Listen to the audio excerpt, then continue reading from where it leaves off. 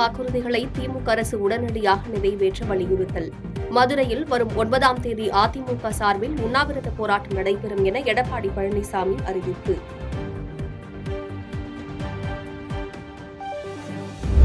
நாமக்கல் அருகே ஹரியானா மாநிலத்தைச் சேர்ந்த ஏடிஎம் கொள்ளையர்கள் பிடிபட்ட சம்பவம். கொள்ளை கும்பலில் இருவர் டெல்லியிலிருந்து சென்னைக்கு விமானம் மூலம் வந்ததாக தகவல்.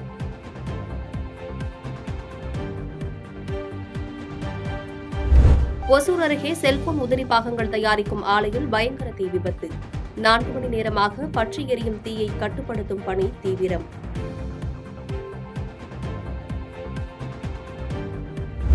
காஞ்சிபுரத்தில் இன்று மாலை நடைபெறும் திமுக முப்பெரும் பவள விழா. பொதுக்கூட்டத்திற்கான இறுதிக்கட்ட பணிகள் தீவிரம்.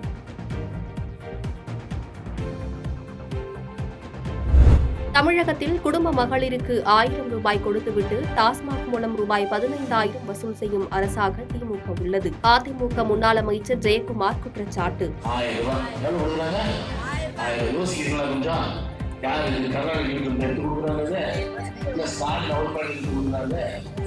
உங்களை குடிக்க சொல்லிட்டு அதுல உங்க வீட்டுக்காரர் குடிக்க சொல்லிட்டு அதுல இருந்து பாதை வச்சுட்டு அந்த வருமானத்தெல்லாம் வாங்கிட்டு அதை தூக்கி 1000 ரூபாய் அது அந்த மாதிரி பாத்தீங்கன்னா யோசிங்க நீங்க அது மாதிரி நாட்டை குடிச்சுறாங்க.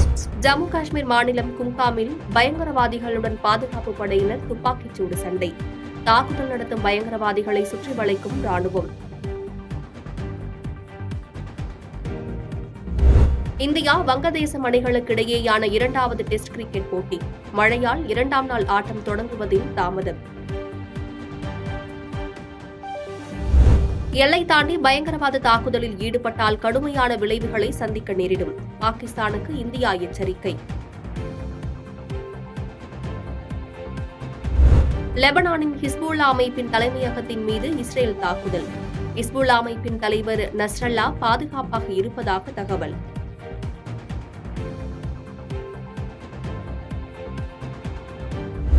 விருதுநகர் அருகே பட்டாசு ஆலை தொழிற்சாலையில் பயங்கர வெடி விபத்து. பல கிலோமீட்டர் தொலைவுக்கு வெடி விபத்து உணரப்பட்டதாக தகவல். ஒசூர் அருகே டாடா நிறுவனத்தில் பயங்கர தீ விபத்து. தீ கொழுந்துவிட்டு எரிவதால் ஆலை வளாகம் முழுவதும் கரும்புகை சூழ்ந்தது. கூடுவாஞ்சேரி சார் பதிவாளர் அலுவலகத்தில் லஞ்ச ஒழிப்புத்துறை திடீர் ஆய்வு. கணக்கில் வராத 4,24,000 ரூபாய் சிக்கியதாக ஆய்வில் தகவல். வடகிழக்கு பருவமழையின் போது தண்ணீர் தேங்காதவாறு பலமுறை ஆய்வு செய்து நடவடிக்கை எடுக்கப்பட்டுள்ளதாக நீர்வளத்துறை அமைச்சர் துரைமுருகன் பேட்டி. இந்த முறை அவ்வளவு சேதாரத்தை ஏற்படுத்தாது என்றும் கருத்து.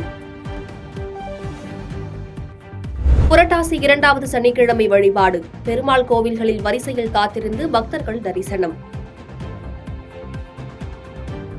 இந்திய அணிக்கு எதிரான 2வது டெஸ்ட் கிரிக்கெட் போட்டி. வங்கதேச அணி நிதான ஆட்டம். ஐரோப்பியன் கார் பந்தய தொடரில் பங்கேற்க நடிகர் அஜித் ஆயத்தம். ஃபெராரி EVO மாடல் காரை டெஸ்ட் டிரைவ் செய்து வருகிறார். லெபனானின் மீது குண்டுமழை பொழிந்து தாக்குதலை தீவிரப்படுத்தியது இஸ்ரேல். உயிரிழப்பு எண்ணிக்கை 1000-ஐ தாண்டியது.